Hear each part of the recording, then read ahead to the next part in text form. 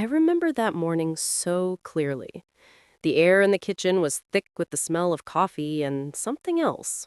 Something unsaid. It was the kind of heavy silence you could almost lean against. I was standing by the sink, just washing a single mug, watching the steam curl up and disappear. My daughter-in-law, Clara, was sitting at the table. She wasn't drinking coffee, just staring down into her folded hands. We hadn't spoken more than 10 words to each other in a month. Every sound, every movement felt deliberate and loaded with meaning it shouldn't have. I finished the mug and put it on the drying rack, trying to make the clink as soft as possible. Then, I turned around. I knew what she was going to say. I could see it in the rigid line of her shoulders, the way she hadn't looked at me all morning. She finally lifted her head. Her eyes were red, not from crying, but from sleeplessness, or maybe the effort of holding something inside for too long. She didn't yell. She didn't even raise her voice. That was the most painful part. It was a calm, matter-of-fact sentence, delivered like she was reciting the weather. "Anna," she began. She always used my first name when it was serious. "I think it's time. It's time." I didn't ask time for what. We both knew. It meant time for you to leave, time for me to pack up the life I had built here, in the home I helped my fun build, time to become a visitor again instead of a resident. And yet, when she told me to leave, I didn't cry. I didn't get angry. I didn't even argue. I remember a faint, strange smile crossing my face. It was the smile of deep, profound relief.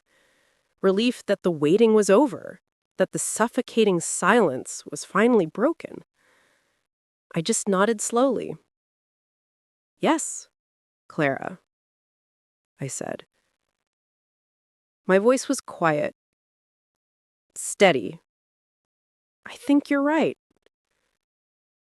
It is time." People might hear this and think, how cruel, how cold, but you have to understand the years that led up to that quiet morning. This wasn't just about a daughter-in-law pushing a mother-in-law out of a spare room. This was about a wound that had never been tended, a debt of regret that had never been paid, and a peace I had to finally claim for myself. It was about forgiveness. Not the kind you grant with a grand speech or a signed document, but the quiet, internal kind. The kind you give to someone who never even asks for it. My story with Clara, and with my son Mark, isn't a simple tale of black and white. For most of my life, I believed that love meant sacrifice, and I sacrificed everything. My husband, bless his soul, passed away young. Mark was just 16. Suddenly, it was just the two of us, facing the world together. I worked 2 jobs. I never complained. I wanted Mark to have the chance I didn't get, the chance to dream without the constant pressure of bills hanging over his head. I did his laundry, cooked his meals, and listened to every single one of his teenage worries, even when they sounded like the silliest things in the world. He grew up into a good man, a kind man. He went to a good university, got a great job, and then he met Clara. Clara was a whirlwind, beautiful, intelligent, ambitious, and full of a restless energy I admired. She was everything I was not: confident, outspoken, and very modern. I loved her instantly. I truly did. She brought a sparkle back to Mark's eyes that had been missing since his father died. When they got married 5 years ago, I felt a genuine joy. I moved out of the old family home so they could have it. It was too big for just me, and I wanted them to start their life unburdened. I bought a small, cozy apartment on the other side of town. It felt right. My time was done, and theirs was beginning. For the first 2 years of their marriage, things were wonderful. Sunday dinners at their house, trips to the market. Clara would come over and we'd share silly stories and recipes. She called me Mom, and it felt natural, earned. But then Mark and Clara decided to move to a much larger house, a beautiful place outside the city.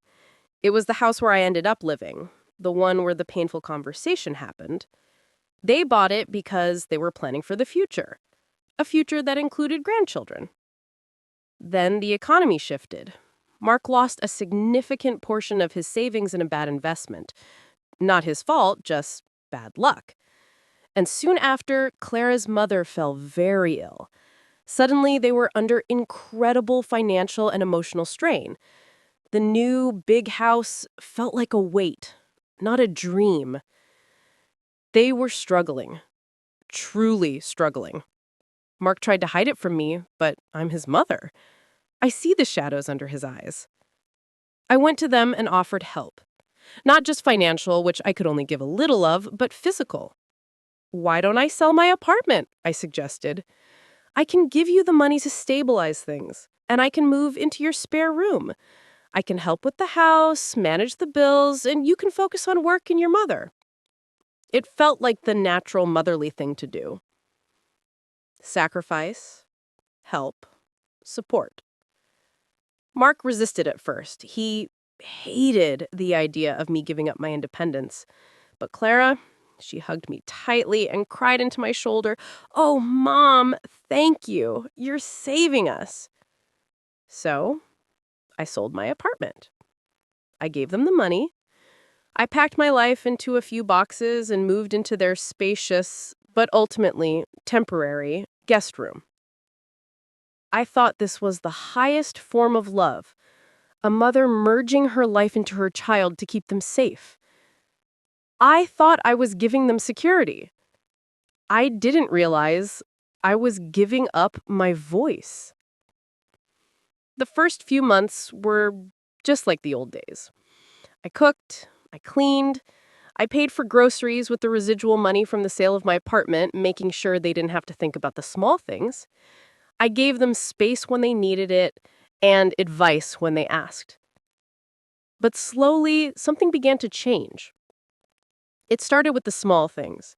The salt and pepper shakers, which I had always kept on the shelf, started appearing on the counter. The bath towels, I preferred, the thick cotton ones, were replaced with thinner, darker ones. Little by little, my tiny habits, my preferences, were erased. One evening, I made my famous lasagna, the one Mark always begged for. I put it on the table, proud of the aroma filling the house. Mark took a generous slice. Clara just looked down at her plate. "Oh, I'm sorry, Mom.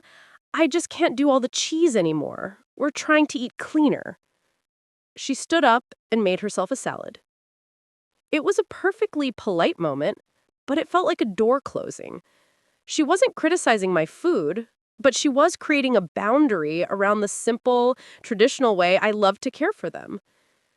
Then came the misunderstandings. Mark was always busy at work, and he trusted me implicitly. But Clara needed to feel like the sole keeper of her home. One afternoon, I was trying to be helpful and organize the pantry. I neatly labeled and stacked all the containers. When Clara came home, she stood in the doorway, staring at the perfectly organized shelves. She didn't thank me. "Anna, I know you're trying to help, but I had things organized the way I liked them. I knew exactly where the rice flour was. Now I have to learn your system." I felt a sudden, sharp sting of shame. "I'm sorry, dear. I was just trying to make it easier for you to see everything." "I know." But she said, but her tone implied, "Stop trying to run my house." Mark never saw these moments.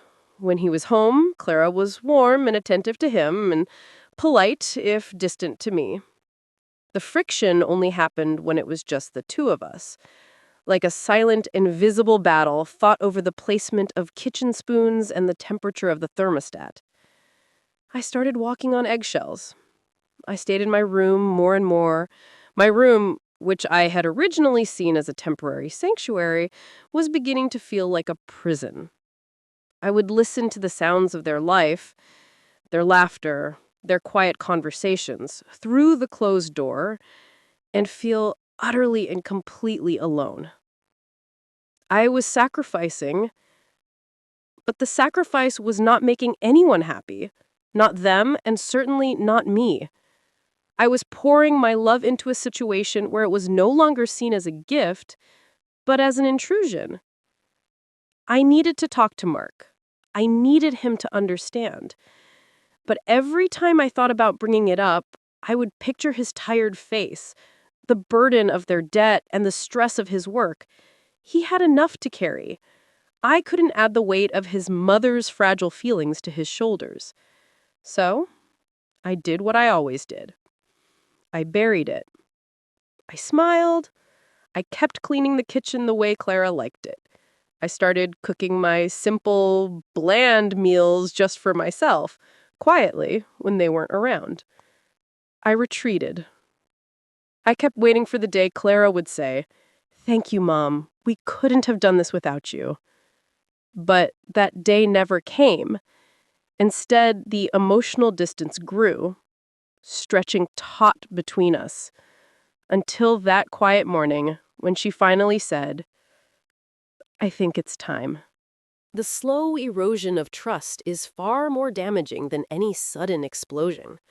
An argument, however loud, clears the air. The silent withdrawal, the suppressed sigh, the averted gaze, that festers. That's what happened in that big, beautiful house. I tried to occupy my time. I knitted, I read, I started a small indoor herb garden. I did anything to avoid being simply in the way. But even my hobbies became sources of friction. One afternoon, I was watering my little pots of basil and thyme, arranged neatly on a windowsill in the sunroom. Clara walked in, balancing a stack of financial documents. She looked worn down. "Anna," she said, her voice strained, "we talked about this. Mark and I agreed this room needs to stay clear for the new office setup. It's the only place with good light for his video calls." I gently picked up a pot. "Oh, I remember. But I thought just these 4 small ones in the corner would be fine. They need the sun." She sighed, a heavy sound that seemed to carry all of the weight of their debt. "It's not about the sun, Anna. It's about the boundary. This is a workspace. When you put your personal things here, it makes it feel cluttered and unprofessional." I felt my cheeks flush. Boundary. That word kept coming up. I had sold my home, given them my savings, and moved across town to help them, and yet the only thing she wanted to talk about was boundaries. "I understand, Clara," I replied, my voice thin. "I'll keep them in my room." But the hurt went deeper than the herbs. It was the constant message, "You are a guest. You do not belong here." I started cooking early, before they woke up, just to avoid taking up space in the kitchen during their busy morning routine. But then I received another quiet correction. I had baked a loaf of sourdough bread, a challenging recipe that always reminded me of happier times. I left it on the counter, covered with a clean tea towel. When Mark came down, he cut a thick slice and slathered it with butter. "Mom, this is incredible! Why haven't you made this in months?" Clara walked in, saw the bread, and her smile faltered. "It looks lovely, Anna. But Mark, remember what the doctor said about cutting down on gluten? This isn't helping." She turned to me. "We just buy the whole wheat low-carb loaves now. It's easier if we just stick to that, okay? We need to be consistent." I felt the familiar prickle of exclusion. It wasn't about the bread. It was about her asserting her control over their life, over their choices, over Mark, and my actions were somehow undermining her security. "Of course," I said, picking up the bread knife. "I'll put it in the freezer. I'll make sure I only use the low-carb bread from now on." These weren't big, dramatic fights. They were small cuts. Each tiny correction, each gentle pushback chipped away at the maternal confidence I had carried all my life. I was used to being the bedrock, the one who knew best, the one who nourished. Now I was just a hindrance. I tried to talk to Mark, carefully, gently. One Sunday evening, when Clara was at her mother's house, we were watching an old movie. Mark, I started, keeping my voice light, is everything all right with Clara? She seems stressed. He didn't look away from the screen. She's fine, Mom. Just the work and the financial stuff, and her mom. I do know. I just feel like maybe I'm causing her extra stress with the little things. He finally paused the movie and looked at me, his eyes tired. Mom, don't start. You're being a massive help. You let us use all that money. We couldn't pay the mortgage without you. But you have to understand, this is our marriage, our house. She needs to feel like she's in charge. Just try to let her lead on the daily decisions, all right? It makes her feel secure. His words, meant to be reassuring, were the opposite. He was telling me that my lifetime of experience, my efforts to contribute, were being seen as a challenge to his wife's security. I was the financial savior, but the domestic villain. So I should just stay quiet? I asked, hearing the unexpected tremor in my own voice. He gave me a weary smile. Just be patient. We're working through things. We'll get our feet back on the ground, and then we can talk about getting you settled somewhere nice again. That was the key. Settled somewhere nice again. To him, this arrangement was temporary, a financial lifeboat. To me, it had been a final act of giving, a chance to be close to my son in his time of need. I realized then that while I was living their life, they were planning my exit. My sacrifice felt conditional. My presence felt tolerated, not cherished. The tension reached a new peak during the Christmas season. Christmas had always been my holiday. I loved the carols, the baking, the specific way the ornaments had to be placed on the tree, the ones my husband and I had collected over the years. Clara, however, preferred a minimalist, modern aesthetic. She bought all silver and blue decorations. I suggested we use the old family ornaments, just a few for sentimental value. Mark always loved the little wooden rocking horse his dad carved, I offered gently. Clara's voice was sharper than usual. Anna, we are hosting my entire family this year. I need the house to look cohesive. We are sticking to the theme. You can put your sentimental pieces in your... The realization that my piece couldn't wait for her apology changed everything. That night, after Clara flinched away from my touch, I didn't see her as someone who owed me gratitude. I saw her as someone who was, in her own way, suffering. And I was contributing to that suffering simply by being there, a constant reminder of the debt they carried and the boundaries she felt forced to maintain. When she spoke those words the next morning, I think it's time, it wasn't a rejection. It was the confirmation of a decision I had already made in my heart. I'll start packing tonight, I told her. My voice was calm, almost cheerful. I have some things stored in the attic that Mark will need to help me move. Mark looked surprised. He had clearly braced himself for tears, arguments, or desperate pleas.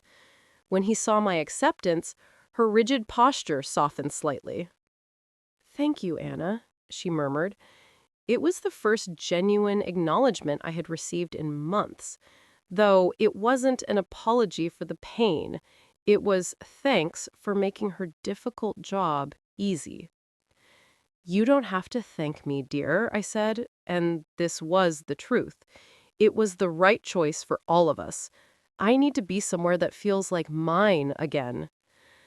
I needed to tell Mark.